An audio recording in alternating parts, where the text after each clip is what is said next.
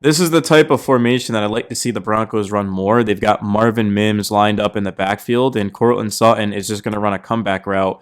But Mims is able to draw the defense towards him just enough to be able to get this first down. And the reason this works is because Denver only needs 5 yards. If you're in third and manageable, Denver is going to be impossible to stop, and this is why the defense takes a step in towards Mims, and Sutton is just right on the sticks. Bo Nix throws a perfect ball, caught, go down, get that first down. And then on this play, now you've got Marvin Mims lined up here at the receiver spot, but it's going to be an end around.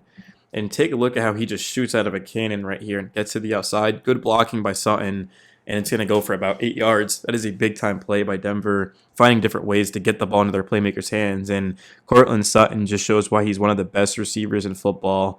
He got a bag for a reason. It's just an up and out. Look at this. Boom, boom. Oh, my goodness. Got him leaning, and Bo Nix hits him on the money. Massive gain. This ended up almost being a pick. Thankfully, it wasn't. And I went back and rewatched it, like I said, and I realized that he was never down. It's hard to see on this angle. It's the only thing I can show you guys without getting copyrighted. But watch, he doesn't actually go down. He's on the Packer player. He never hit the ground. You can see he keeps his balance, and then he fights and scores. And if anyone knows he's not down, it's going to be the guy who caught the football. And that's exactly why Franklin just sticks with a play. He's like, oh, okay, I wasn't down. Touchdown, right? That wouldn't matter ultimately. The Broncos would still score a touchdown, but there was another play coming up that did matter, and that put points on the board when they should not have been. We'll get into that in a second. But Bo Nix, shotgun formation, eyes down the field, and he's just reading the defense all the way.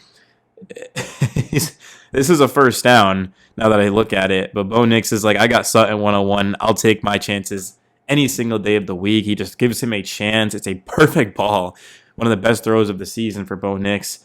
I mean, this guy was absolutely unbelievable. And RJ Harvey, 8 yards. Just look at the push that the Broncos O-line gets. Like, it might not seem like much, but look at this push. I mean, Harvey isn't even touched until he's right here. That is just ridiculous. The Broncos O-line showing why it's the best in football and has been for years. Oh, I like that. Motion the tight end to the left and then run it to the right. It looks like an obvious kind of handoff to the left, and the defense is budging. But now you've got a swing here, and Harvey's able to just find that open spot in the defense. And he doesn't bounce all the way to the outside because he doesn't have to. So he's able to just cut in and just use that lower body strength to be able to push his way in. I mean, look at that. He just shrugs this off, dives in, and gets a touchdown. Harvey did lose a fumble early in this game, and he certainly made up for it with those 2 runs. That's big time. And here's a play that could have cost the Broncos the game if it hadn't been for that incredible Surtain pick. I mean, who knows how this game ultimately ends up. But look at Riley Moss. He's on this side of the field right now. If you guys don't see him, here he is. Jordan Love throws it up, and this is just perfect coverage. As a former defensive back, you can't do a better job than that. And when I watched this again, I was like, that's perfect coverage. And I was like, oh, wait, they actually threw a flag in that. It makes no sense. And the flag doesn't come from the sideline official. The flag comes from this ref here. I don't know if I have it shown when I edited it, but let me see. I don't think I don't. So Talanoa Hufanga is lined up at the safety spot right here, and he just completely blows this up. It's one of the more impressive plays of the season, in my opinion. Take a look at this. He just screams off of the edge. He reads this all the way, and he knows that he's not going to be able to get to the running back, so he just dives at the blocker and takes out both of them. I mean, just an unbelievable play. Hufanga, guys, is right here.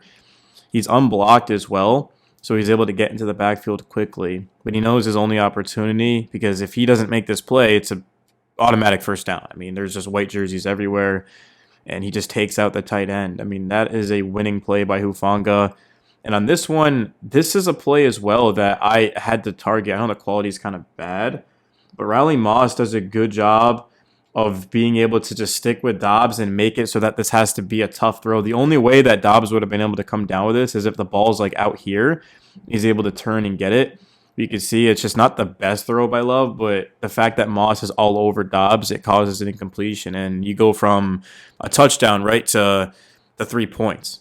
And that was a big difference in this game. The Denver Broncos have won 11 straight games, guys. I just went back and rewatched the game, so we'll see if my thoughts have changed. So overall, I'm super impressed with the way the defense was able to close out this game, because in the first half, they'd given up 4 consecutive scoring drives to kind of open it up, and it's just difficult to be able to win football games doing that. You've got to have those timely stops. And then all of a sudden, we started to see the pass rush come alive. Riley Moss On top of that, had that interception. Pat Surtain, I thought, made the play of the game because it was 23-14 at that point.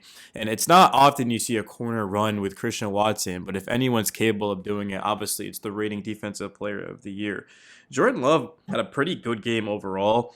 He was able to dot some throws into tight windows. His arm angles made it difficult on Denver's defense, but ultimately, and I think this is going to continue the rest of the way, Denver's defense, when it's called upon to make a play, it's going to do that 10 out of 10 times. It did against Washington, it did against Green Bay, and it's going to continue to do that the rest of the season.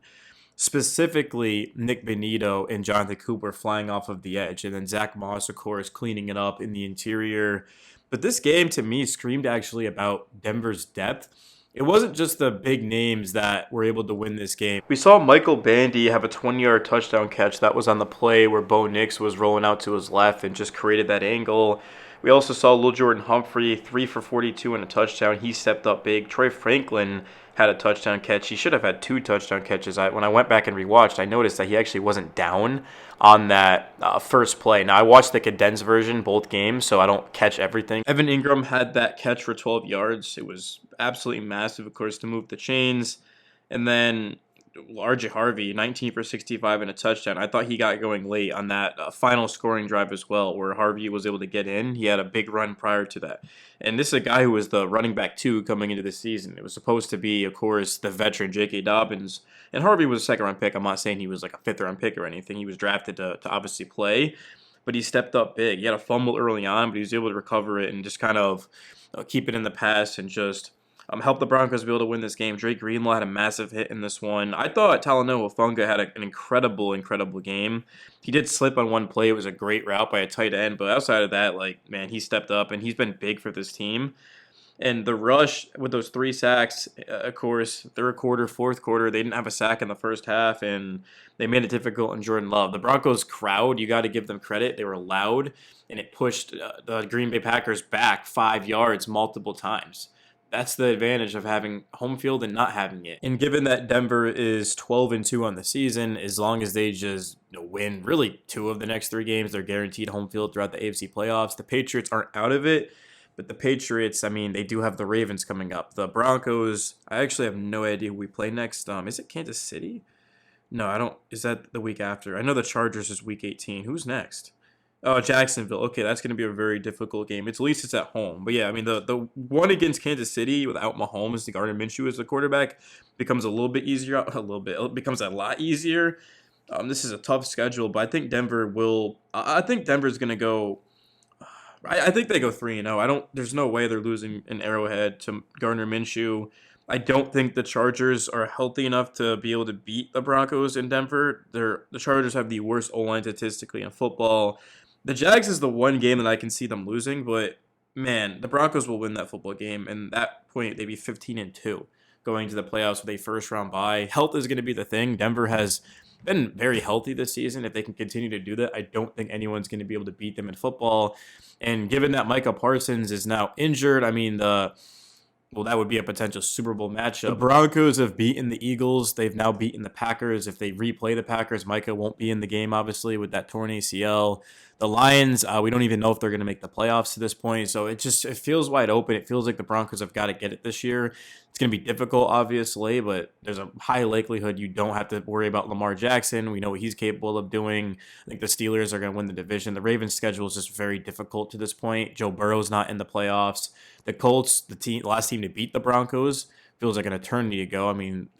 Their kind of season's cooked, right? I think the one and only team that would be able to beat the Broncos is the New England Patriots, and it's more than likely going to be in Denver. And to that point, I'm favoriting Denver. If for some reason this team collapses and New England gets the 1 seed, it would be the other way around. But the crowd and the pass rush, it's just there's no team that's going to be able to overcome that. And it's not even just that; it's Bo Nix when the game's on the line playing his best football. Bo threw for 4 touchdowns and over 300 yards. So I'll make a whole video on Bo Nix.